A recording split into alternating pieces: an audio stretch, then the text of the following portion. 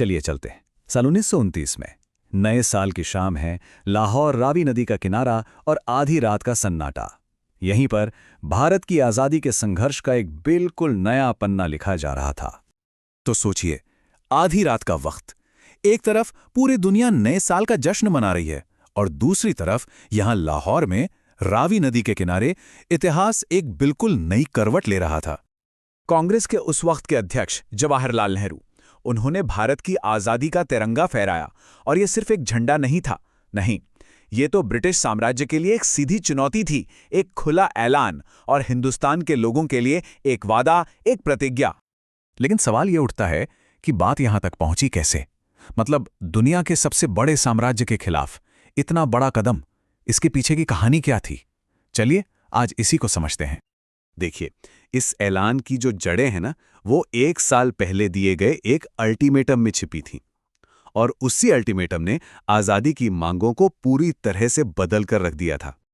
तो कहानी की शुरुआत होती है 1928 के कांग्रेस अधिवेशन से। यहां एक ऐसा फैसला लिया गया जिसने आज़ादी के आंदोलन का पूरा रुख ही मोड़ दिया।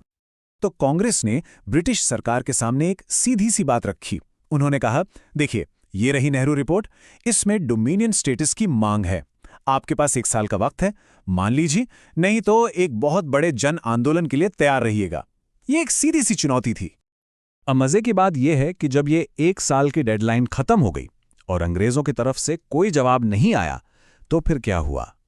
पूरा 1 साल गुजर गया और अब हम आ गए हैं 1929 के उस ऐतिहासिक लाहौर सेशन में। और इस बार अध्यक्ष कौन थे? एक युवा जोशीले नेता, जवाहरलाल नेहरू। अब आगे बढ़ने से पहले यह समझना जरूरी है कि ये डोमिनियन स्टेटस आखिर था क्या। देखिए, आसान भाषा में इसका मतलब था कि राज तो अपना होगा, लेकिन ब्रिटिश साम्राज्य के अंदर ही।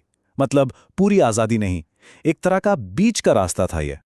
तो हुआ ये कि ब्रिटिश सरकार ने कैलकटे वाले अल्टीमेटम पर कोई ध्यान ही नहीं दिया, कोई पॉजिटिव जवाब नहीं आया। 1 साल बीत गया और उसके साथ ही डोमिनियन स्टेटस की मांग भी खत्म हो गई, लैप्स हो गई।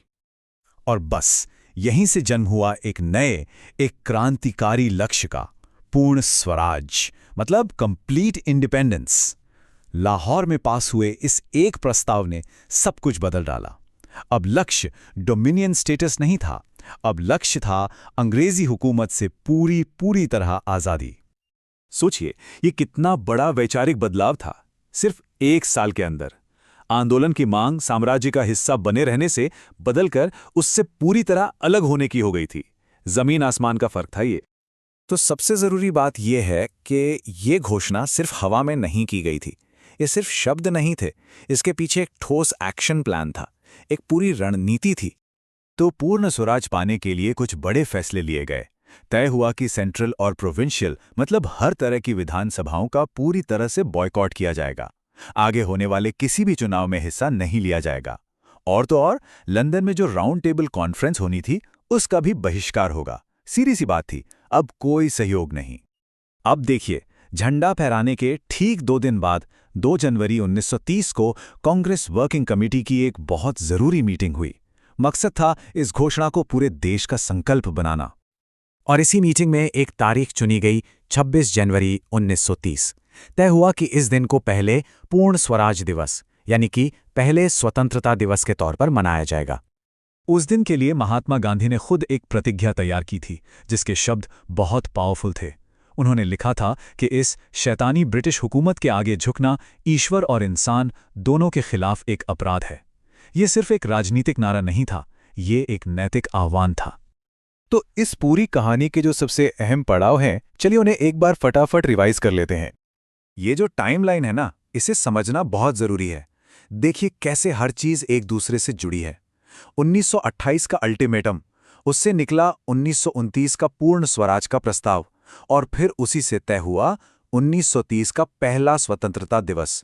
सब कुछ एक चेन ऑफ इवेंट्स था। और ये टेबल, ये इन सारी मुख्य घटनाओं, जगहों और उनके नतीजों को एक साथ दिखाता है।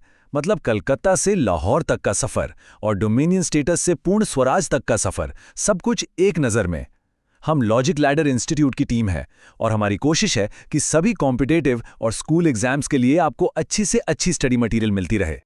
तो ये घोषणा सिर्फ एक लक्ष्य का बदलाव नहीं थी। नहीं, ये एक नई सोच थी, एक नई ऊर्जा थी, और यहीं से आज़ादी के संघर्ष के आखिरी और सबसे निर्णायक दौर की शुरुआत हुई। इसी घोषणा ने आने वाले सालों के संघर्ष की मजबूत नींव रखी। और भी ऐसे एजुकेशनल वीडियोस के लिए प्लीज़ लाइक, शेयर और सब्सक्राइब करें। किसी और जानकारी या बदलाव के लिए कमेंट करने में संकोच न करें।